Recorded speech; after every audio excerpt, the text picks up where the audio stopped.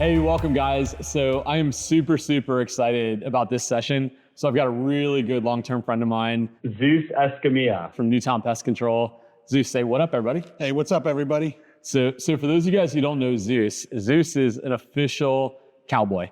So this is not just an outfit, it's actually how he dresses every single day. So for all of our friends who are real cowboys, Zeus is the best cowboy ever. I even took it a second step and I put my cowboy boots on. He's got his on. Now, I'll call myself out, mine have zippers. So for all of you guys who are real cowboys, we don't actually have zippers on our boots, but I do because I just don't know how to take them off. So, but let's kind of dive in, Zeus. So I mean, like, I guess tell everyone about like who you are, what you're about, like so start there. Yeah, I mean, I don't think I'm any more special than the next guy, which I think makes me special, you know? I love what I do. I'm the CEO of Newtown. We're doing an awesome job. Yeah. We really kill it. I got to thank Pest Daily, number one, cool, for that, especially because when we started with Newtown, I was solely focused on like, I got to do a good job. But we didn't measure any of that stuff. Yeah. So you helped me really come out of that shell. But I mean, you know, that's all there is to me. I love my big truck. I love my big hat, you know, full boy cowboy all the way through. Yeah, it's cool, man. So I mean, like you've got a lot of interesting things, right? Like if you think about Newtown is a very unique company. So Newtown's been in business 30 years? 30, yeah. So 30 years. Obviously, you know, the CEO, Glenn, your father-in-law. Right. And, you know, he kind of got, you know, he built this thing up. And then, you know, I guess 4 years ago or 5 years ago, he said, hey, I was like, how big was the company back then? It was maybe like a guy or two? 3 guys, I think, yeah. I want to say. And so, you know, so he made a conscious decision. He said, listen, it's time for me to like get focused on like building this thing up, maybe for retirement, whatever it may look like. And he went all in, man. And he went all in, brought you in, trained you up in the industry. And I mean, like talk about that a little bit. That's a really unique thing. It was crazy, really. So when I first got there, it was like maybe that first 6 months or so was kind of like a learning, getting to know my surroundings, like getting my bearings. And then at a certain point, it was like Glenn literally just poured gas on the fire and was just like, we didn't stop from there, you know, and we still haven't stopped. We're still going crazy, but it's been awesome. I think it really benefited me to kind of, I guess in my career, grow up in that environment. You know what I mean? Because I've never known slow. Yeah. I knew slow for about 6 months, but I tell people, you know, like, you know, traditionally in the wintertime, these smaller companies, they'll lay guys off, you know. When the wintertime, we're hiring. Yeah. You know, we're hiring in the wintertime. When they go slow, we go grow, you know, we're growing all the time. So that's been really great for me to like learn in that environment. Yeah, because you're how old now? 27. Yeah. So, I mean, like you're actually living what I would call like the family pest control dream right now. Yeah. And so if you think about this, you came in at 22, 23 years old. Yep. Like it's what you know. And you were trained by somebody who, you know, maybe one of the most certified guys out there, or at least the most, really one of the top experienced guys, top quality. And then all of a sudden he said, hey, let's like build this operation. Yeah. And so you've like really seen it all. Like you've actually seen it all in 5 years. Yeah. And stuff that most people would never experience, you know? No, and I feel fortunate for that because, you know, especially now when we're looking at other companies, we're talking to other people. Yeah. And I see like what they're going through and their challenges are. And I'm like, oh, we had that. But because we're going so fast, we're like, oh, we had that for like a month or two. And then we like, no time, you know, fix this. Good. Let's go, you know? So yeah, we're really living the dream. So maybe talk about that for a second, because there's a lot of guys that follow, you know, this specific channel. And there's a lot of guys in our community who, you know, they get stuck, right? And so they get stuck. And I think it is a benefit that Glenn definitely pours the gas on and it's time to go. But I mean, outside of that, like let's just pick something. So like, let's pick something. So you guys have to hire some technicians because Glenn's not going to take the foot off sales, right? Yeah. It's going to go. And so it's going to keep going and going and going. And so like, how do you take something when you go, hey, we're not going to actually wait? Like if you're talking to somebody else and you say, hey, you're not going to actually wait, it's time to go 100 miles an hour no matter what. Like, how do you process that as a COO? So it's really great because one of Glenn's best strengths is that he's really good at, you know, acknowledging where he is weak, you know, which is really admirable in a person, especially somebody who has that much experience. Yeah. Because for him to even trust me, I mean, I didn't go to school for business. I didn't go to school for pest control, anything related to that. So for him to step up and say like, hey, I want you to help me run this thing, really shows who he is as a person, where he's like, I'm willing to admit I'm not good at this thing, so I'm going to get somebody. And he's really good at keeping and nurturing those relationships. So for us, it's been quite easy to step on the gas. So he's pouring it on, and he's allowing me to say like, hey, I trust this guy. He's really good at this, where he fills in my gaps as well. So I learned from his example, where I say, you know what, I don't have the time or the skill set for this. I'm going to train this guy to help me do it. And now we have this. So when it comes time to like, hey, we're going to step on the gas 100 miles an hour, we have all the people in the right place already. Yeah. Yeah. And it's pretty amazing because you're having to go through it and you're actually learning at 1,000,000 miles an hour right now. Yeah. It's a lot of the guys, a lot of guys are running businesses the size of Newtown in our industry. They never had they didn't have the pressure, right? Yeah. So they had the luxury of taking the time to build the business. Like you have no luxury in your life. No. Well, I have my truck. That's pretty much. You do have your trucks. So it's, so it's kind of interesting. So, I mean, so like if you took a step back, right? So you took a step back, like, and you thought about the business. So you guys very well may run one of the densest businesses that I've seen. And I mean, I've been fortunate to work with you guys for 3.5 years now, something like that. Yeah. And so you guys probably run one of the densest businesses. So if you think about your service areas, how far by how far? It's not big. It's maybe like a county or two. Maybe, right? Maybe. Yeah. So it's ultra dense. And so do you think the efficiency of this business has actually helped you guys through this process of accelerating? Oh, absolutely. I think so. I think because we've been able to, one of the things we really focus on is like not just our density in our service map, but our route density. Yep. I mean, we get our guys doing a ton of stops for really high value, and it's helped us grow tremendously. Yep. So I think, yeah, absolutely. Yeah, I mean, arguably, and again, I know y'all's business, which is fortunate. I mean, arguably, your average value per stop might be some of the highest in the entire industry. Oh, yeah. It very well might be. So I think so. It's so as you're like progressing through this, like the other thing I always think about is like the unique part is that you live in Florida, right? So you live in Florida, but you operate a business that's in Pennsylvania. Yeah. And so let's talk about that, because a lot of people dream of the ability to live someplace and operate their business somewhere else. And so how do you, like, what kind of nuances is things that you're dealing with on a regular basis? Yeah. So on a regular basis, you really deal with a lot of, I mean, at our position right now, at our point in time, which was different, maybe a year or two ago.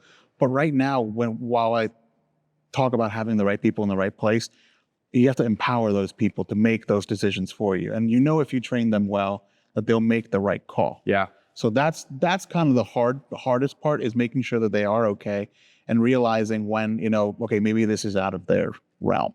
Maybe this is when I have to step in. So right now I have a problem where like, should I let him take care of this? Should I step in? So that's the kind of key issue I have now. Before, it was making sure they're trained, making sure they know. And it's almost impossible for me to train somebody and be like, okay, here's your list. Here's all the things, 1, 2, 3. You can't do that. You kind of have to say, here's what I can give you right now. And you have to set that expectation. We're like, tomorrow or next week, something crazy is going to happen. A hurricane's going to come take the warehouse out, and we'll have to deal with it then. And you'll have to see how I deal with it, and then use that for the future, because you can't predict what's going to come next. Yeah, it's interesting. So like, because you have service managers, you have all kinds of managers and stuff in Pennsylvania, and so if you think about it, I mean, you're up there once every other month, maybe? Yeah. And then Glenn's up there maybe the opposite. Yeah, times. we kind of switch off and on. So you're literally in your business operations maybe a week out of the month. Yeah. Or every other month. Yeah. And so when you go up there, like when you go up to the business operations, like how do people react when you're there? Like, it's funny. They react well. They like to have me there. Yep. But it's almost like they don't need me there. It's kind of like no offense to grandpas out there, a visit from grandpa, You're the youngest grandpa out there. Yeah. We're like, grandpa's not here to clean up the house or anything. He's here to hang out, and make sure everything's okay, So I feel like Newtown grandpa, Yeah. I show up, I'm like, hey, everyone's good. You guys don't actually need me. All right. If anything comes up, I'll be in my office, which is nice to know that we've trained these people well enough that they can handle these complex issues. So let's like dive a little deeper into this. So things happen in this business, right? Like crazy things happen. And so what happens in the case where there's like a real situation? Like it can be anything, like a bad car accident, big time customer problems. I mean, dumpster fire, whatever, right? Yeah. Like, how do you go about handling that from thousands of miles away if it actually requires your attention? So typically it works out real well where we have our service manager up there. Him and I are almost always on the same page. Yeah, I great. spend a lot of time nurturing that working relationship with him where like I coach him on stuff. And especially when it comes to these KPIs, I show him, this is what I'm keeping track of, and this is why it's important. And that's why I want you to keep track of this. So it kind of, for him, it kind of puts skin in the game for him as well, where he's like, well, now I need to pay attention to this because it's going to affect this number. And he understands how it impacts everything altogether. So once he sees from a little bit of my vision, he understands like, all the cogs and where they have to move. So 9 times out of 10, we're on the same page. And he tells me, hey, this truck caught on fire. I'm going to do X, Y, and Z about it. Thoughts? 9 times out of 10, I agree. And you said something really important here. And I would say that Newtown as a company is committed to one of the things you mentioned over the last couple of years. And we've talked about this in tons of videos and whatever, but the learn versus know mentality, right? Yeah. And so it's like learning your metrics versus just knowing what they mean. And, Yeah. and I think you guys have taken a lot of ownership with that over the years. And I, since we've worked together, I've watched this massive shift of data. And so, Glenn, you and Glenn had committed, you said, look, we need to be one of the best metrics driven companies out there. You guys are obviously fraction clients. You guys obviously work within our infrastructure. In your CRM, you guys have incredibly good data. You guys took the time and got it organized, even though it took a lot of time. It did take a lot of time. Frankly, it was a shitload of time, frankly. I'll be honest with you. I remember when we started working with you, maybe like that first 6 months, I didn't know much about you, right? Glenn would just tell me like, oh, I had a meeting with Seth. I had a meeting with Seth. You're like, crap. Who's Seth? And I'm like, okay. And then like one time you mentioned like, oh, Seth is gonna want to know these numbers and that numbers. And I'm like, oh no. I'm like, I don't know the numbers, but I knew like in my heart or my head that I knew I was doing a good job of these, but I just didn't know how good. But I really knew how long it was going to take to get those out. So it took a while. I actually remember our very first conversation, and I could tell in your mind it was so painful for you because I remember Glenn going, hey, can Zeus jump on this call? And I was like, sure. And you get on, you're like, hey, how are you? And I was like, and you were like, I totally remember. And I was like, by the way, we need to take a look at the different segmentations of your data set in field routes. And I remember going, how long is it going to take? Or Glenn goes, how long is it going to take? And I remember you saying, I remember verbatim, oh, I think we can have that done by the end of the day or the end of the week. And in my mind, it was like, there is no way this is going to ever be done. And I said, you said it in front of Glenn. And I go, Glenn is going to hold you to the fire on this statement. And I remember coming in the following week for our call. And I don't remember if it was done or not, but I remember Glenn going, I think it's done. And I was like, dude, there is no way this got done. There's no, because it was how many tens of thousands of contacts? Oh my gosh. 50,000 contacts 50, or something crazy. Yeah. And I remember like getting that all organized. I remember bringing in the contractors to help you guys. And I remember the pain in your voice. You had this like, your voice went from like the normal Zeus voice to this like sweetheart little voice. Yeah, no problem at all. It was hilarious. It was hilarious. I know. I still remember it, and I'm glad we did it. Yeah, it was painful. It was really hard. It was really hard. But look at the results, right? So like if we take a step back and again, I don't want to put all your company business out there, but if you look at the results, you guys shifted from a conventional pest control company, work hard, make things happen, to a business that can actually really measure by numbers. Yeah. And not just numbers like we talk about, but actually think about it. Look at the stuff that really matters. And your profitability skyrocketed. Your revenue skyrocketed. Your average value per customer skyrocketed. Your cancellations went down, right? And your gross margin went up, right? So like over a period of, I guess, I don't know, let's make up an arbitrary number, 18 to 24 months probably, is the business changed. Yeah. Like changed like dramatically. But it was due to a lot of hard work that you guys put in. It was tough, right? Yeah. I mean, it's evolved several times, in the time that I've been here. I tell a lot of my, people under me, I'm like, the pest control world is always changing. Like companies are always doing different things. So we have to always do different things. And I'm like, Newtown doesn't look like Newtown last year. No. And it really doesn't look like Newtown 3 years ago. And it's completely different from Newtown 5 years ago. So and it won't look the same 5 years from now either. It's kind of I will tell you there's an unusual part about your business, and the unusual part is you guys are winning in almost every category, not just service operations, but you guys are winning pretty good in sales. Yeah. You're winning pretty good in sales. You're crushing it in the hard parts of marketing that most companies can't do. Like you're doing really well there, and I know a lot of that you're doing internally. Yeah. I mean, most of the pieces of the business, you guys are actually crushing it. And so a lot of companies, it's like a teeter-totter, right? They're doing really well here because they're focused on it. You guys are keeping it really stable, and you almost have a teeter-totter going like this, right? Yeah. It's pretty remarkable, man. You should be really proud of yourself. You know, I And the team, definitely am. you know? Every part of it, you know, we like to, we just have a winning mentality. You know what I mean? And I think it starts from the top, you know, whatever Glenn sets these goals and they're crazy goals. They're crazy goals. Hey, Glenn, if you're watching this, you're hearing me say it, you set crazy goals. Hey, I'm going to call Glenn out for a second. Glenn, it is not normal to tell your sales team they have to have a 90% close ratio. Just FYI. However, I will tell you this. I will say that I'm wrong because I think the numbers said that they actually got a 90% close ratio. Just FYI, I'll admit to being wrong, but it is not normal. Susie, I helped you out there, bro. Yeah. Now I seem like a victim. But that's what I was going to say, right? Where like he sets these lofty goals. I love it, actually. And well, the thing that I love is that he's willing to back us up on it. You know what I mean? 100%. Like I could tell you all day long, Seth, I want 50 videos every day. If I'm not in here shooting or something, I'm like, well, what are you doing to help me? Yep.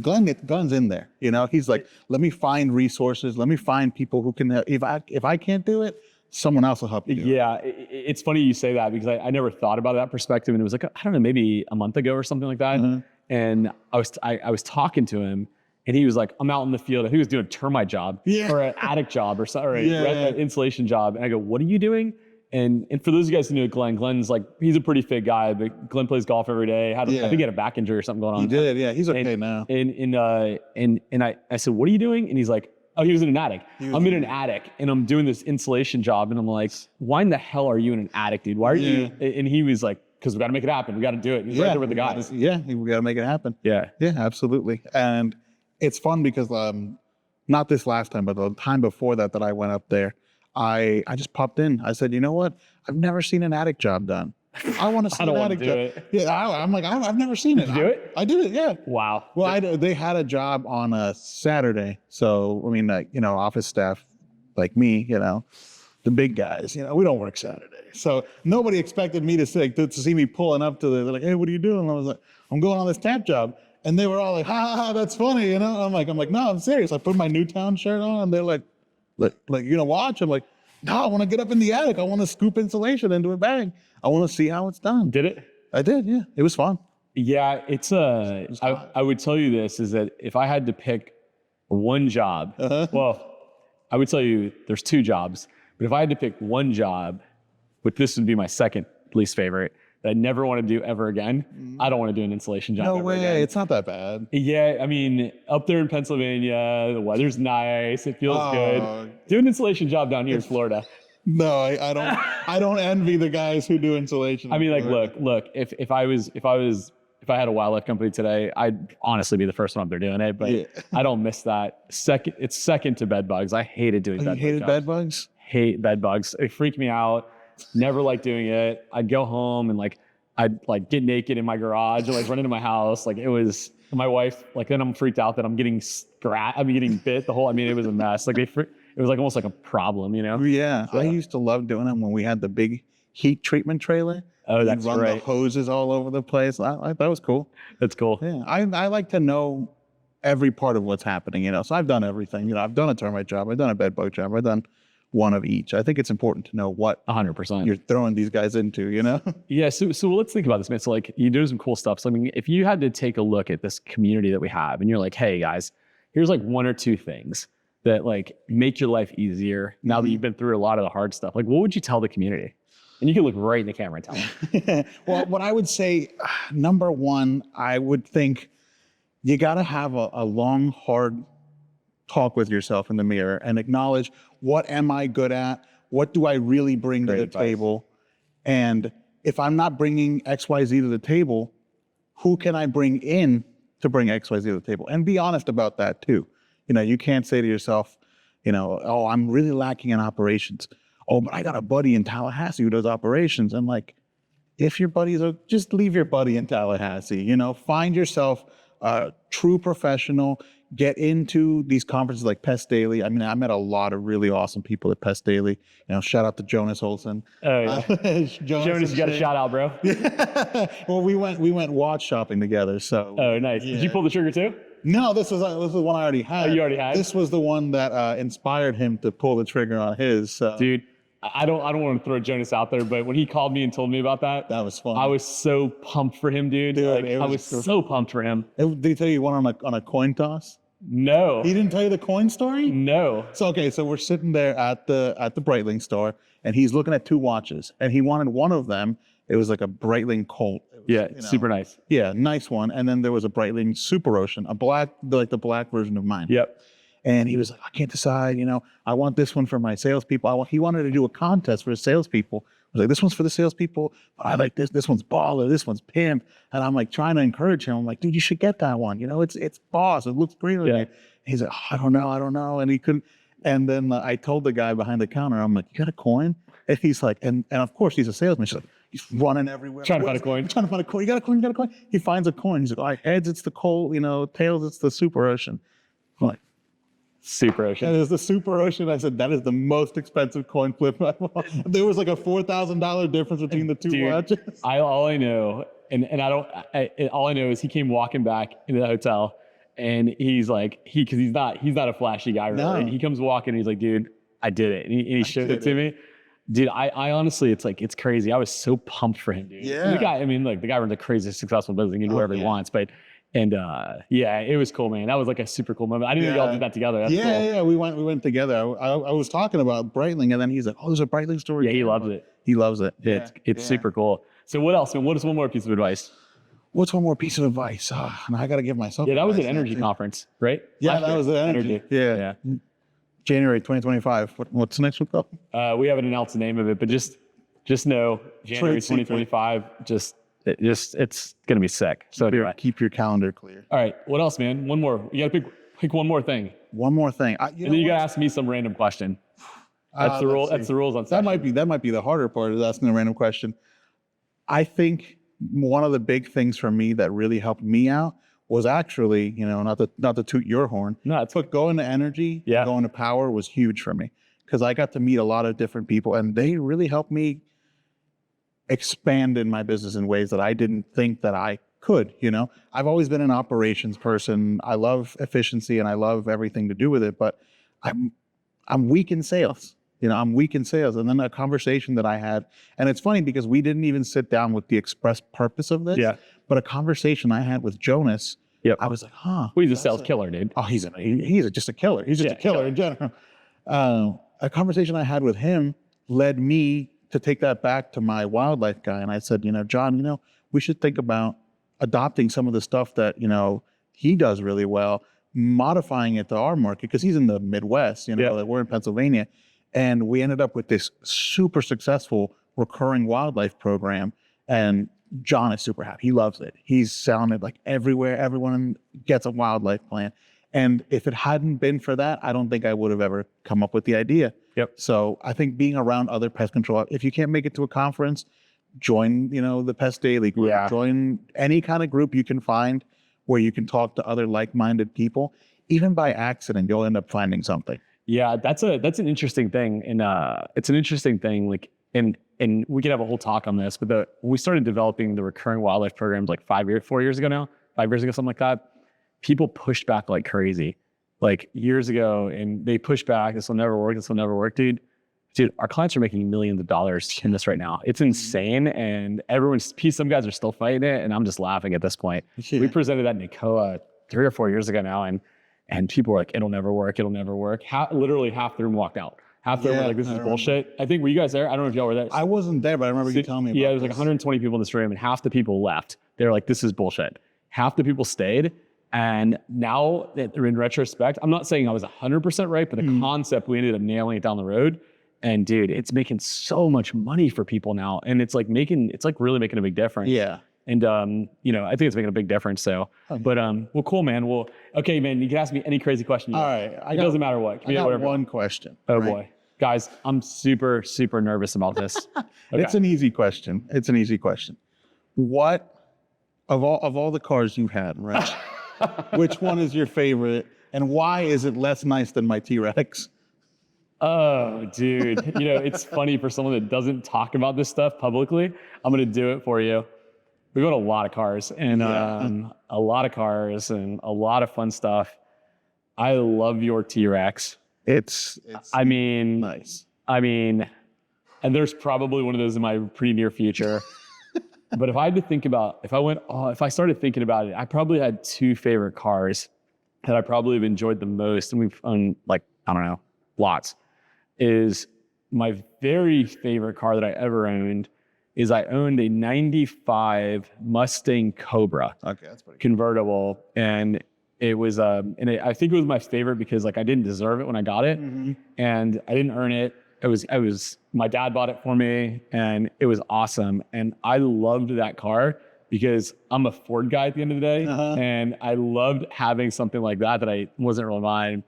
But then my Targa is my dream car. I'll give you that one. The Targa is my dream car. It was one I've always wanted. It was super hard to get. And I would tell you that it's the first one that I've gotten into where I actually overly love it, enjoy it, can't wait to take it out. The other ones have been stuffed. This is one that's I just really love. But I mean, I can tell you that if I go get a T-Rex though, is because I have to go for the one up. Isn't there 1,000 horsepower T-Rex? That's the Mammoth. And you got to get that from Hennessy. Oh, it's not actually a production car? So you got to take that T-Rex, you got to take it to Hennessy, drop another 40K, something like that. And then it's a 6x6. So it's 6 wheels. Oh, yeah, that's not for me. I'm going to buy a used T-Rex that I can probably afford. And that'll be fun. But no, man, but that's the cars. Those are my favorites. We'll race them when you get yours. Yeah, mine will be faster because there's no way I'm going to show up and lose. So we'll see. I will tell you for the first time yesterday, and I posted a picture on social, I got a chance to do a Zoom call inside of a Cybertruck. How'd you like those? I don't like those things. I didn't, it's weird. I don't know if I like it or don't like it. Not sure. I haven't driven one yet, but I sat in one. It was cool. But Spencer Morgan, who's in our group, so I was just doing a fun little Zoom call just for fun with him, and he was showing it to me. And so he sent me a picture of my face inside the Cybertruck. It was hilarious. So I guess the Cybertruck has an interior camera, so you could actually it was wild. Zoom call in Cybertruck. It was cool. That's kind of cool. I'll give you that one. But yeah, man. Well, man, listen. I appreciate you coming out today. I mean, I hope you enjoyed this. I think the community is gonna love it. And man, I really, really appreciate it, man. Thank you very much. It was good to see you, man. So hey, I hope you all enjoyed that, guys.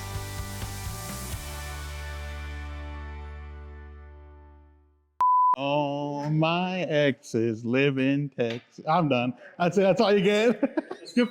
All my exes live in Texas. Dude, I got him to do it. Oh, that's crazy.